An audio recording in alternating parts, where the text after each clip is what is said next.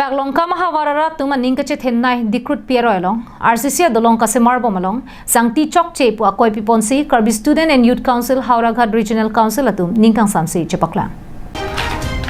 kedam tang phaikuni ni phaing ko ratrogar ni KSYC Howraghat Regional Council atum Dikrutpi ponsi paglong ka malong Dikrutpi roilong ki kimbom RCC dolong along an KSYC Howraghat Regional Council atum kahomri patuda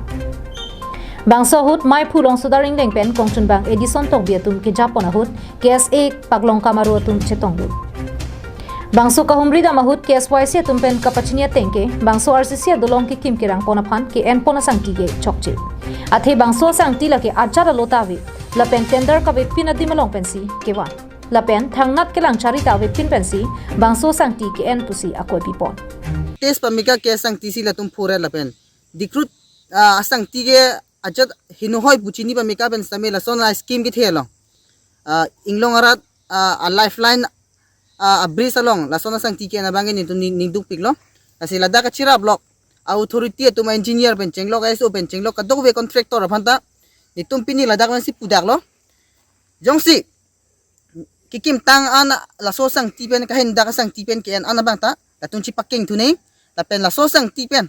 kibang jilang ani la so sang tipen la tung kam klem ti denai lapen la madule claim tame la bangso a ek bangke kidugarat lapen inglong arat tum aking pakame kalong inti kita son tholu lasi la sonalong bangke mantunita KSYC tum kelang ding de lasi immediately la bangke dakar pudu ko officer sa tumang nang kilang dek nangji kali lipute ke bang jilang ani Karbi Student and Youth Council tum hidung ka chisong ding Bangso RCC bridge ki kimpon bomalong kemisena sang T1 si klempon paminangji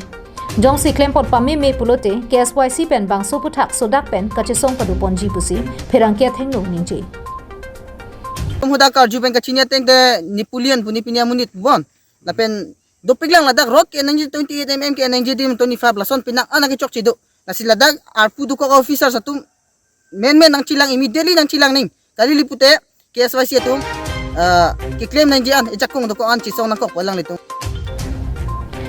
dong buka pen samsung inti Karbi Anglong live